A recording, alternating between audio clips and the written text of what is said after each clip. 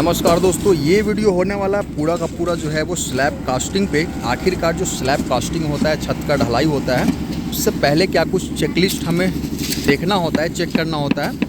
ये सारी चीज़ें एक सिंगल वीडियो में आपको मिलने वाला है। तो सबसे पहला कन्फ्यूज़न रहता है दोस्तों कि छत ढलाई में आखिरकार स्लैब की कास्टिंग पहले करें या फिर बीम का। दोस्तों आप देख सकते हैं यहाँ पे छत ढलाई हो रहा है, ठीक है। और पहले जो है वो बीम का बढ़ाई किया जाएगा और उसके बाद में दोस्तों स्लैब कास्टिंग की जाएगी। लेकिन उससे पहले ये जो बीम बांधने का जो तरीका है ये भी बिल्कुल चेक होना चाहिए। और साथ ही साथ मैं आपको बताने वाला हूँ दोस्तों, ये जो हुक है ना, ये हुक काफ़ी इम्पॉर्टेंट रोल प्ले करता है बीम के केस में। कि बीम मान लीजिए इस तरीके से है तो लोड पड़ने पर दोस्तों ये जो जोन है ये कंप्रेशन जोन का रहता है और ये नीचे वाला टेंशन जोन रहता है, ठीक है। कभी भी दोस्तों बीम फेल्यूर अगर होगा तो वो नीचे की तरफ से होगा, चूँकि ये इसका टेंशन जोन है, ये फैलता है, ठीक है। ऐसे में ये जो हुक है कभी भी नीचे की तरफ नहीं देना चाहिए, ठीक है। यहाँ पे देख सकते हैं ये चीज़ें बिल्कुल भी अपने साइड पे आपको नहीं करवानी है, हमेशा ऊपर में देना है और अल्टरनेट वे में देना है इस तरीके से, ठीक है।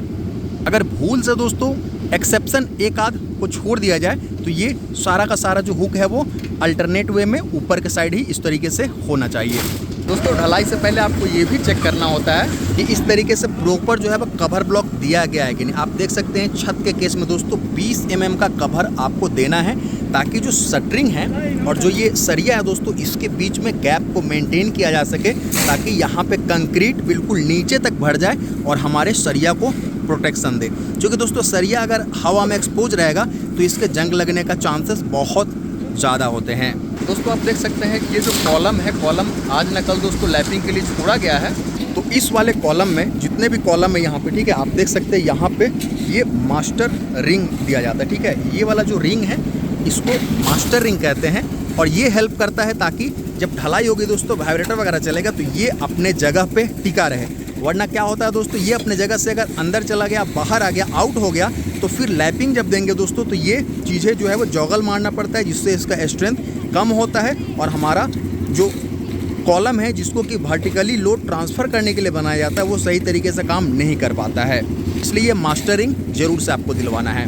दोस्तों अब बात कर लेते हैं इसमें जो कंक्रीट है वो किस रेशियो का होना चाहिए। मैं आपको बताना चाहूँगा दोस्तों M20 ग्रेड का कंक्रीट ही आपको इस्तेमाल में लेना है ढलाई के लिए, जिसमें 1 बोरी सीमेंट अगर ले रहे हैं तो आपको 1.5 बोरी बालू लेना है और 3 बोरी आपको जो है वो गिट्टी लेना है। यानी कि 1, 1.5 और 3 का रेशियो के साथ ही दोस्तों आपको जो है वो कंक्रीट तैयार करना है। और साथ ही साथ इसमें वाटर प्रूफिंग के जो केमिकल आते हैं दोस्तों उसको भी डालना चाहिए।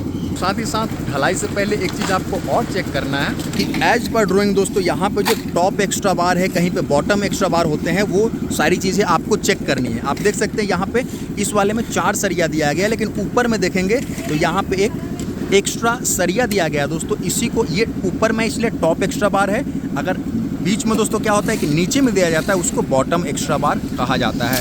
दोस्तों जहाँ पे कवर ब्लॉक से काम नहीं चल रहा है, जैसे कि यहाँ देख सकते हैं दोस्तों 2 पार्ट में जो है वो यहाँ पे मेश लगाया गया है, तो यहाँ पे कवर ब्लॉक से काम नहीं चल रहा है, इसलिए दोस्तों चेयर दिया जाता है, ठीक है। ये चेयर है जो कि एक मेश को दोस्तों, एक मेश को नीचे वाला जो मेश है ऊपर वाले मेश से अलग करने में ये एक तरह से कवर प्रोवाइड करता है ये भी, ठीक है।